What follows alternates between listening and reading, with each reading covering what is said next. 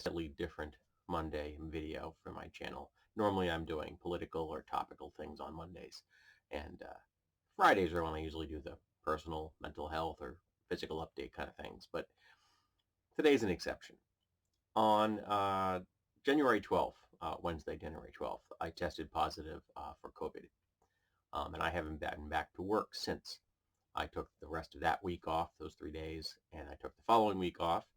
And I am actually recording this on the 22nd, which is far later than I normally record videos. I usually have my videos up and loaded and ready to go 10 to 14 days ahead of when they actually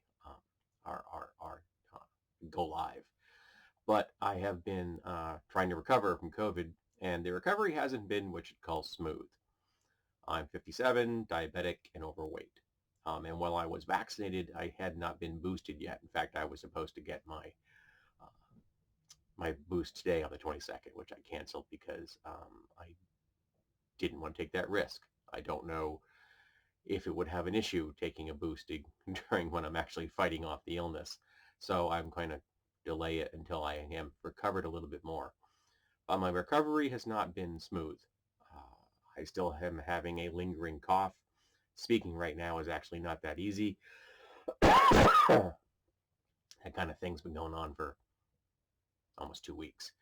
For the first 3 or 4 days, I did nothing but sleep. In fact, the first 3 days, I was asleep for about 60 hours in that 72-hour period. In fact, at one point, my wife was concerned and actually woke me up to check my O2 levels. I have an pulse oximeter now to check my O2 levels. And the O2 levels were fine, but my pulse was 55 because I was very asleep. And I also have a low-level headache that just doesn't really go away. I did, in fact, lose my sense of smell and taste, which have returned, though I have now, I can't ignore the coffee ground smell in my apartment, in my home, which maybe I just ignored in the past, but now it's very present to me. Unfortunately, 5 days after I tested positive, my wife tested positive. She had her booster already, and she has recovered faster than me. In fact, she's going back to work today when you're seeing this video. And for the most part, other than taking out the garbage once, and then I went on a brief walk with my wife today, which was probably about, I don't know, 6 or 7 blocks. And that was strenuous for me to actually do that walk, which does not bode well for me returning to work. And I'll be taking this week off as well. I'm texting my boss on Sunday the 23rd to tell her that, yeah, I'm not going to be in this coming week. My recovery is going a little more slowly than I wanted to. And in fact, I need to test tomorrow if I am actually 100% negative. I believe I am at this point. I'm past the point of probably where I'm shedding the virus and being contagious.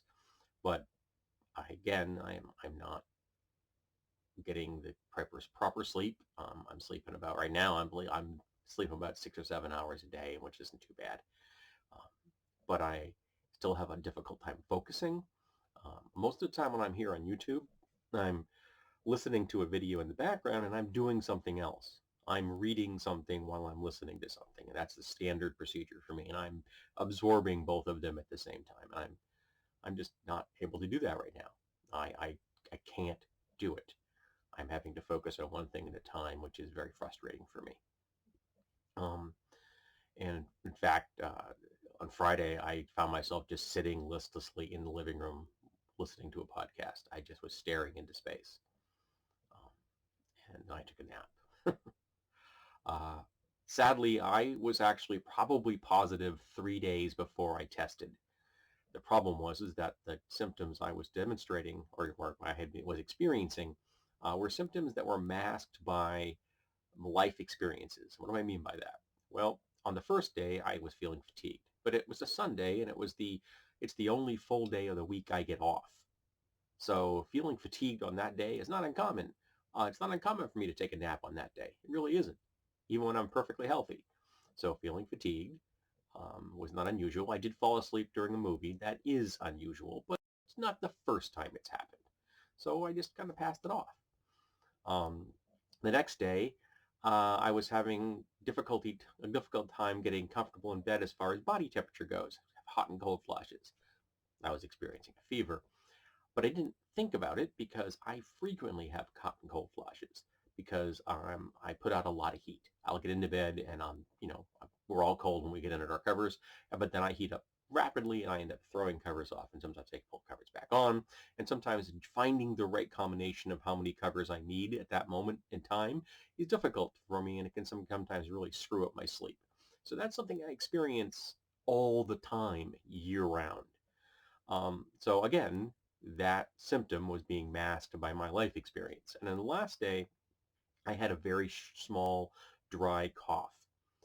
And when I have an acid reflux issue, and I do suffer from acid reflux on a minor scale, I develop a dry cough. It's like a, a thing, very, very small, not like that. And that's my response to it because I'm literally, I've got acid coming up my throat. And I had been experiencing some of that during my vacation period, which is the last quarter of the year, because my diet is less structured. And so I guess I was eating more spicy things. So I just was having more of that issue. So the fact that I was having it the second week of January wasn't surprising to me. Okay, I was just experiencing it the previous month. Okay, I'm experiencing it again. The next day, however, I developed an actual cough. About this level right here. It got much worse after I tested positive. In fact, those 3 days coughing was so bad that my stomach muscles were actually feeling they were being strained. Um, so I unfortunately was at work when I was contagious, and I feel very bad about that. Now we all wear masks, and the problem is though is that when we are in the caf on break, we don't have our masks on because that's the only place we can eat. So that's probably where I picked it up, because it's the only place I ever go where I don't have a mask on in public.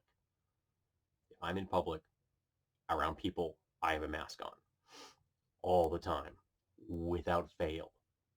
And the fact that I didn't have a mask on in the caf is probably where I picked up COVID.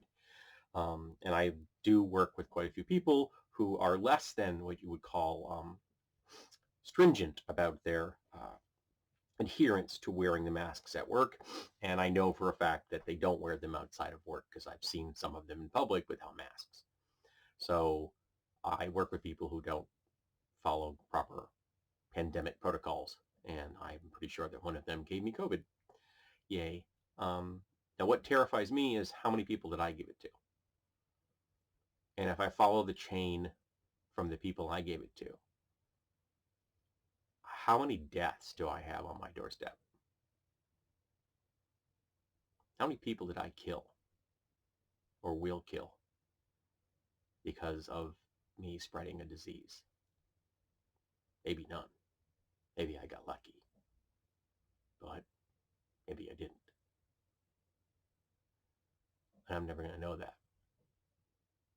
And I just going to have to live with that. And I don't like it. But I don't really have any choice about it now, do I? The genie's out of the bottle and it's not going back in. The Omicron variant is highly contagious.